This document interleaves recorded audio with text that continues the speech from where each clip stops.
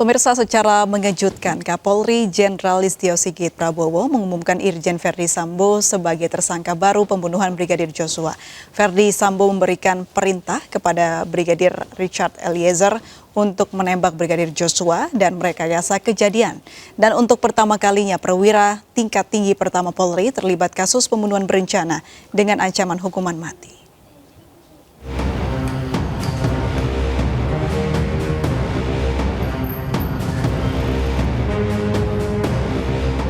Beberapa jam setelah Presiden Joko Widodo kembali menegaskan penanganan kasus tewasnya Brigadir Joshua harus dituntaskan, serta 3 jam sebelum Kapolri menggelar konferensi pers, suasana kediaman pribadi Irjen Verdi Sambo di Jalan Saguling Duren 3, Jakarta Selatan mendadak berubah.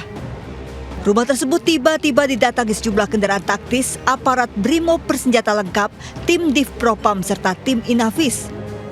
Rumah Verdi Sambo pun digaris polisi.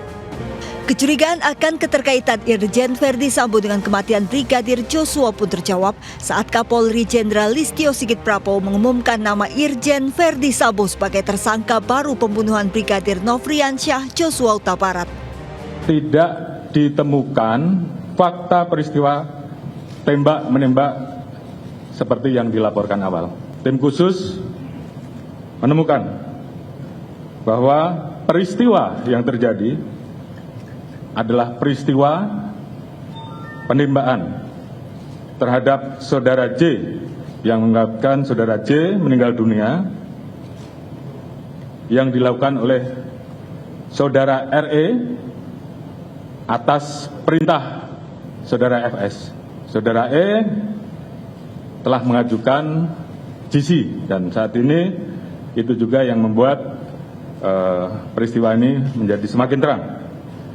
Kemudian untuk membuat seolah-olah telah terjadi tembak-menembak, saudara FS melakukan penembakan dengan senjata milik saudara J ke dinding berkali-kali untuk membuat kesan seolah telah terjadi tembak-menembak. Polri saat ini juga masih terus mendalami apakah Irjen Verdi Sambo juga melakukan penembakan terhadap Brigadir Joshua atau hanya memberi perintah penembakan. Sebelumnya, Barada Richard Eliezer Pudihang Lumiu telah lebih dulu ditetapkan sebagai tersangka penembakan Brigadir Joshua dengan sangkaan pasal 338 junto pasal 55 dan 56 KUHP. Ia diperintahkan Irjen Verdi Sambo untuk menembak Brigadir Joshua. Verdi Sambo bahkan merekayasa menembakkan dinding di TKP dengan senjata milik Brigadir Joshua agar terkesan terjadi insiden tembak-menembak.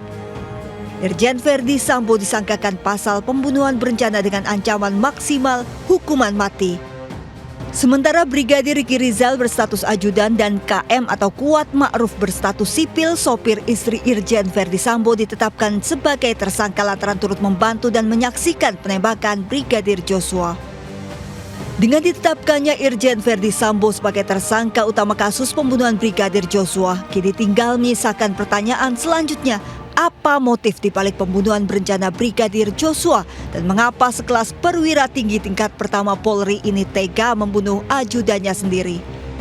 Dari Jakarta, tim liputan iNews melaporkan.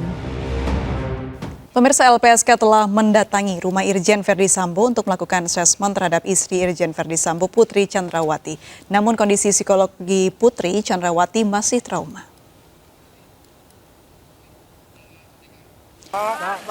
Chandrawati disebut masih belum begitu siap memberikan keterangan kepada LPSK meski tim LPSK telah mendatangi rumah pribadinya. Namun tenggat waktu yang dimiliki LPSK membuat tim LPSK harus segera mungkin memberikan keputusan akankah permohonan perlindungan kepada Putri Chandrawati diterima atau tidak. Jika tenggat waktu 30 hari telah habis, keputusan akan diambil berdasarkan hasil asesmen yang diterima LPSK.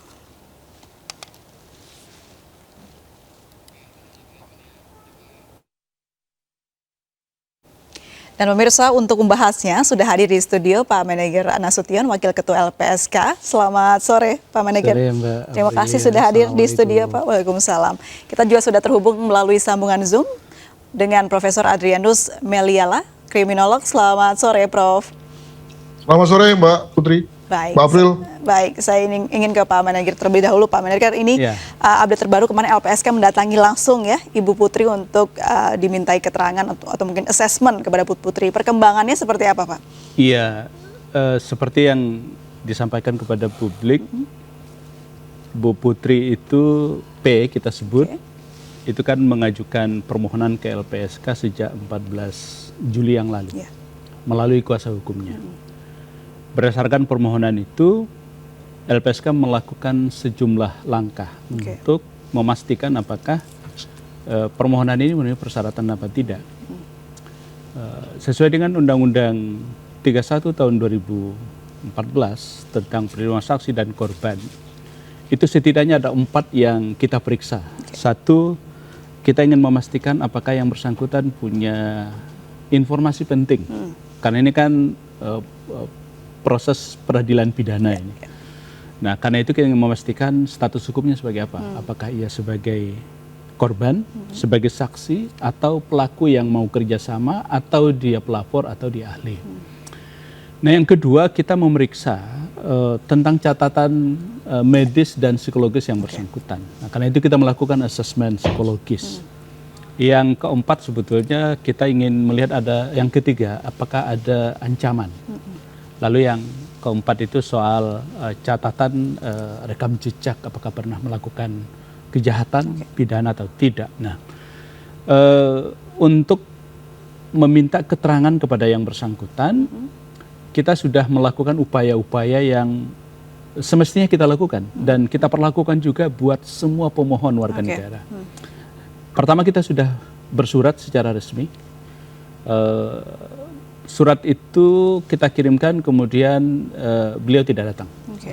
Alasannya yang disampaikan ke kita bahwa kondisi psikisnya belum memungkinkan. Panggilan kedua itu hari Rabu yang lalu, kemudian datang. Yang datang itu adalah penasihat hukumnya bersama psikolog yang melakukan asesmen terhadap Bu P. LPSK kemudian berpendapat bahwa LPSK itu kan mandatnya ingin hadir memberikan keamanan dan kenyamanan kepada mereka terlindung LPSK dalam proses peradilan pidana supaya peristiwanya menjadi semakin terang. Dan sudah berproses dengan sewajarnya begitu ya, Pak? Karena itu kita menyebut bukan tidak menghargai hasil asesmen itu, tetapi LPSK sebagai lembaga negara yang mandiri, independen, akan melakukan asesmen sendiri terhadap psikologis Bu P. Lalu kemudian kita bersurat lagi. Bersurat lagi, kita minta untuk datang ke LPSK atau kalau belum memungkinkan nyamannya di mana. Maka kemudian ada kesepakatan untuk di rumah Bu P. Tim LPSK bersama 2 psikolog, 1 psikolog, 1 psikiater mendatangi rumah yang bersangkutan. Tetapi memang hasil sementara yang kita dengarkan dari tim dan psikolog, meskipun ini masih mereka menyusun hasil asesmen, tetapi memang kesannya Bu Putri belum siap secara psikologis untuk memberikan keterangan. Nah, karena itu, kenapa ini kita lakukan? Karena LPSK nggak mungkin melindungi orang kita nggak tahu problemnya. Karena itu kita melakukan asesmen itu. Nah, karena itu betul tadi Mbak Aprilia tadi menyebut LPSK memang punya waktu, jadi argo kita ini 30 hari dan itu berlangsung mulai dari 14 Juli. Nah, karena itu kita sudah berupaya sebagaimana mestinya, bersurat secara resmi, melakukan pendekatan, tetapi bagaimanapun karena mandat kami terbatas, waktu 30 hari itu kemudian apapun pekan depan kita mungkin akan memutuskan diterima atau tidak permohonan Bu P. Kalau dia diterima maka disebut sebagai terlindung. Tapi kalau nggak diterima ya maka kemudian kita akan sampaikan bahwa permohonan yang bersangkutan kita tolak dengan alasan bla bla bla bla. Itu yang kemudian sedang dilakukan oleh LPSK. Bicara soal syarat-syarat, Pak Manager, kita tahu bahwa ya laporan Bu Putri adalah tindakan pelecehan seksual begitu ya, tapi yang kita tahu adalah pelakunya sudah meninggal dunia. Nah, dari sisi hukumnya apakah bisa diproses kalau terduganya ini sudah meninggal dunia? Iya, ini tentu diskusinya soal hukum bener. sebetulnya Bisa diberikan perlindungan tidak ini si Ibu Putri? Iya, Gitu, Pak. ini LP-nya sendiri Oke. dilakukan oleh Ibu P dan keluarga.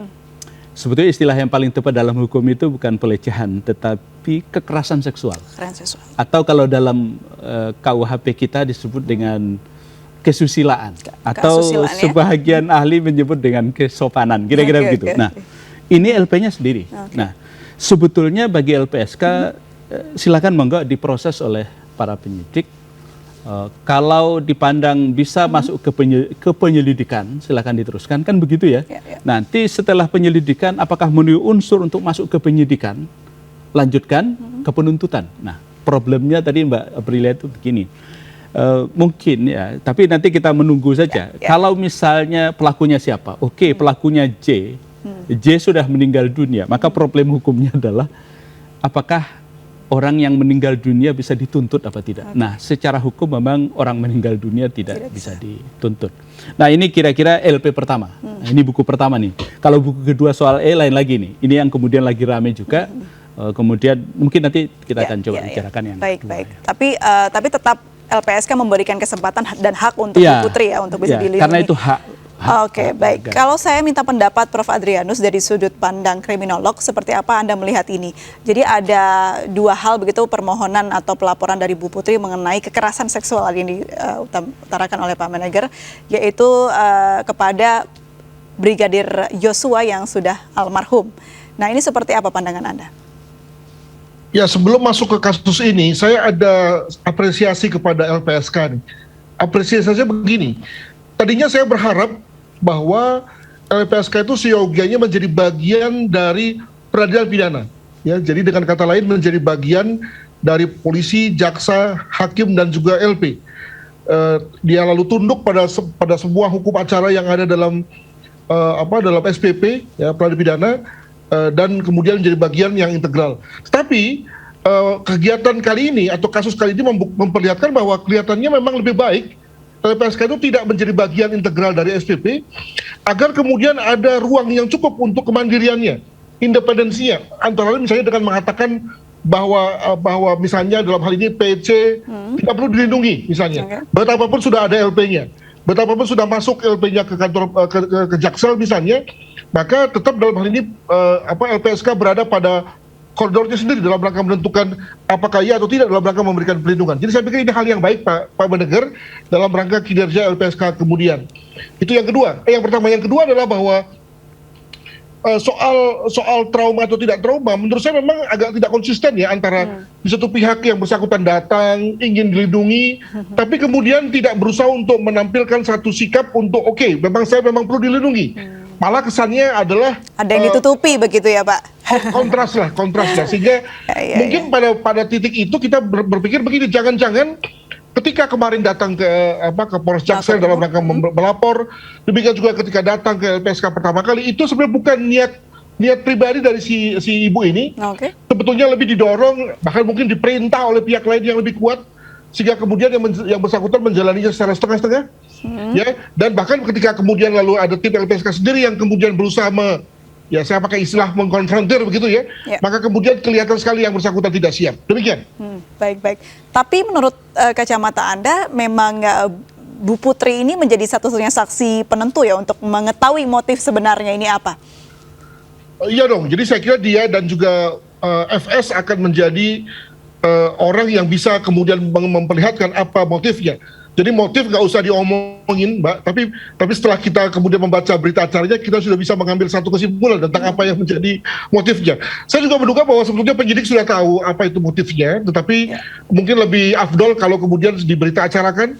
Dan apa kira-kira Prof. Adrianus menilai motifnya apa ini? Ya, kita memakai pendekatan narrowing down saja, yakni memperkecil dari kemungkinan-kemungkinan yang ada. Contoh misalnya, saya bisa mendengar ada teman yang mengatakan bahwa kalau begitu konteks pelecehan seksual sudah bisa dikeluarkan, sudah bisa dieliminasi begitu ya Pak? Dieliminasi begitu ya. Karena tadi sudah tidak cocok dengan keseluruhan skenario. Tidak ada lagi kekerasan seksual. Nah, kalau memang itu tidak ada, lalu apa? Ya kan? Jadi dengan pendekatan eliminasi itu, maka moga-moga kita sampai pada satu pilihan motif yang kurang lebih paling pas dalam konteks ini. Mungkin begitu. Baik, ada sudut pandang sudah ditetapkan menjadi tersangka Irjen Verdi Sambo dan ternyata merekayasa gitu ya Pak ya. Dan menurut Prof. Adrianus ini harusnya sudah dieliminasi nih mengenai kekerasan seksual. LPSK melihat dan menangkap itu tidak ketika bertemu dengan Bu Putri beberapa kali ini? Iya, Prof. Adrianus tadi benar, salah satu yang menjadi pertimbangan LPSK akan menerima orang jadi terlindung kita, itu di samping niat baik kerjasama gitu ya. Gampangnya itu begini, kenapa LPSK masih ingin melakukan asesmen psikologis? Padahal penasihat hukum dan psikolognya datang ke LPSK untuk menyatakan menggelar ini hasil asesmen terhadap psikologis Bu P. Tapi LPSK itu kemudian sebagai lembaga negara mengatakan kami punya cara sendiri untuk melakukan asesmen itu. Karena begini, kalau alasannya nangis, itu nangis karena melihat pembunuhan, itu kan kita perlu tahu. Nangis karena pemberitaan, nangis karena seperti yang diberitakan di awal ada kekerasan seksual, walaupun disebut pelecehan karena istilah yang benar itu kekerasan, atau karena apa? Sama dengan orang datang ngaku sakit kepala, lalu dia bawa surat keterangan dokter sakit kepala, LPSK pasti akan cari dokter untuk mengatakan, loh kamu sakitnya apa? Kalau sakit kepala ya kita periksa gitu loh. Nah itu yang kemudian membuat LPSK menjadi lembaga yang kita sebut dengan lembaga mandiri itu. Bisa mendiagnosa sendiri bisa begitu ya, Pak? mendiagnosa sendiri karena berdasarkan itulah kemudian nanti pimpinan LPSK itu melakukan sidang untuk menerima atau tidak permohonan itu. Nah jadi sekali lagi Bu P ini sampai sekarang masih kita tetapkan sebagai statusnya kalau di LPSK sebagai pemohon, belum menjadi terlindung. Tapi boleh tidak sih Pak dikasih bocoran sedikit selama ini konsisten tidak sih Bu Putri ini informasinya dan yang dikatakan atau mungkin dari pihak-pihak dari Bu Putri? Yang konsisten sikap diamnya. Oke baik, sikap diamnya itu yang konsisten ya, tapi alasan dan lain-lainnya justru LPSK belum tahu hingga saat justru ini. Kita menunggu karena nggak mungkin kita lindungi orang nggak mau ngomong. Ngomong dong Bu Putri biar semuanya jelas begitu ya Pak ya. Baik, nah selain Ibu Putri ada pula ini Brigadir E yang dimintai mengajukan permohonan perlindungan juga kepada LPSK. Nah ini kita akan bahas usai jeda berikut ini, tetap bersama kami di MNC News Now.